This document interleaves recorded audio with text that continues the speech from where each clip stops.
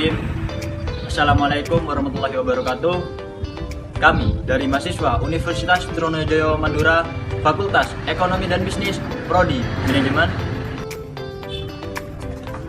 Kami akan menampilkan cuplikan video dengan materi metode pengelolaan manajemen sumber daya manusia.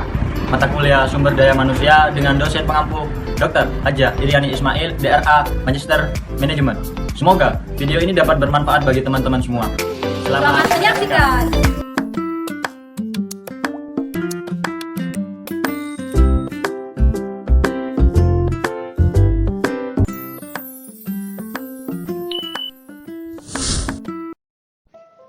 Menurut Hasibuan, terdapat beberapa metode dalam pengelolaan manajemen sumber daya manusia.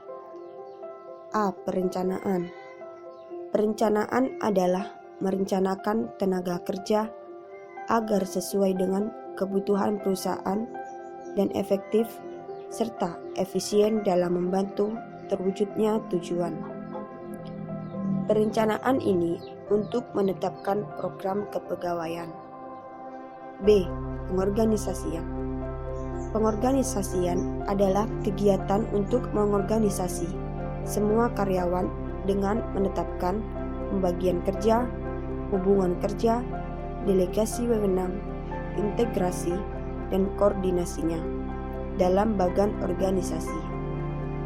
Organisasi yang baik akan membantu tercapainya tujuan secara efektif. Dan pengarahan atau directing adalah kegiatan mengarahkan semua karyawan agar mau bekerja sama dan bekerja efektif secara efisien dalam terwujudnya tujuan perusahaan, karyawan, dan masyarakat.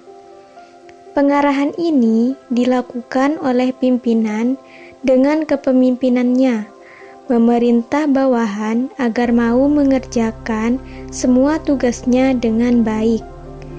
Dan pengendalian. Pengendalian atau controlling adalah kegiatan mengendalikan semua karyawan agar mau mentaati peraturan-peraturan perusahaan dan mau bekerja sesuai rencana. Bila terdapat penyimpangan atau kesalahan, diadakan tindakan perbaikan atau penyempurnaan rencana. Pengendalian karyawan ini meliputi kehadiran, kedisiplinan, perilaku, kerjasama, pelaksanaan pekerjaan, dan menjaga situasi lingkungan pekerjaan. Menurut Mursyati 2016, metode pengelolaan ada 4, yaitu yang pertama, on the job training, sebuah proses program pelatihan karyawan yang nantinya dapat memberikan motivasi yang lebih tinggi kepada para peserta untuk belajar serta berlatih. Yang kedua, magang, metode pelatihan yang di dalamnya mengharuskan untuk para pesertanya wajib mengikuti segala bentuk kegiatan yang dilaksanakan oleh para pemangku jabatan-jabatan tertentu.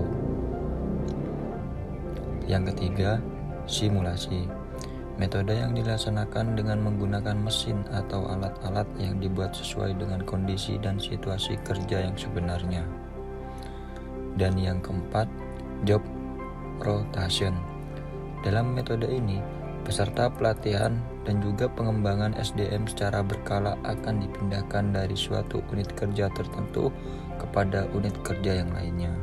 Manajemen sumber daya manusia sangat berperan penting dalam mengatur pengelolaan sumber daya manusia dan sumber daya perusahaan supaya memberikan hasil maksimal dan memiliki loyalitas tinggi. Selain itu, juga akan memiliki profesionalitas terbaik yang dapat diandalkan dalam mencapai tujuan dan sasaran perusahaan.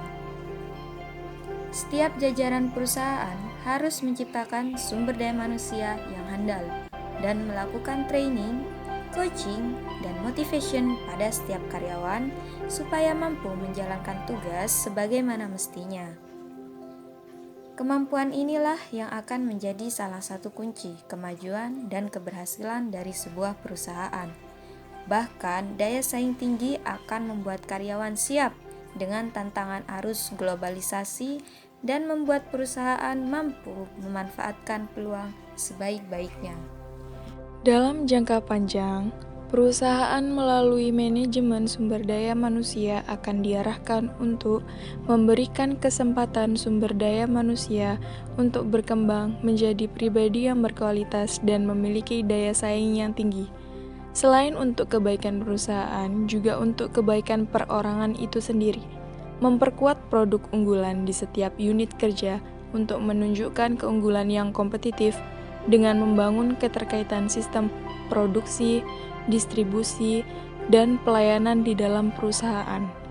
Meningkatkan penguasaan, pemanfaatan, dan penciptaan pengetahuan dapat membangun peralatan produksi yang maju dan canggih.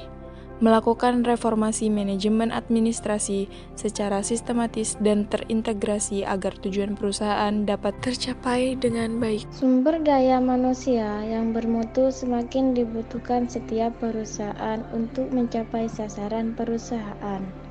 Semakin baik kualitas sumber daya manusia dalam sebuah perusahaan, maka daya saing perusahaan tersebut akan semakin baik. Perusahaan harus melakukan program training untuk meningkatkan kehandalan karyawan, kecerdasan, dan integritasnya untuk perusahaan. Training menjadi salah satu program penting yang harus dilakukan oleh setiap karyawan yang baru pertama kali masuk ke dalam perusahaan. Program ini memegang peranan penting sebagai faktor pendukung yang memegang peranan penting pada berbagai sektor. Usaha ini juga akan menyiapkan karyawan untuk dapat praktek langsung di lapangan, uji coba terobosan, dan kerjasama dalam sebuah tim. Manajemen sumber daya manusia sangat penting dalam sebuah perusahaan. Hal ini terlihat karena sangat dibutuhkan oleh perusahaan untuk kemajuan perusahaan tersebut. Bahkan, sumber daya manusia menjadi salah satu penentu keefektifan organisasi bisnis.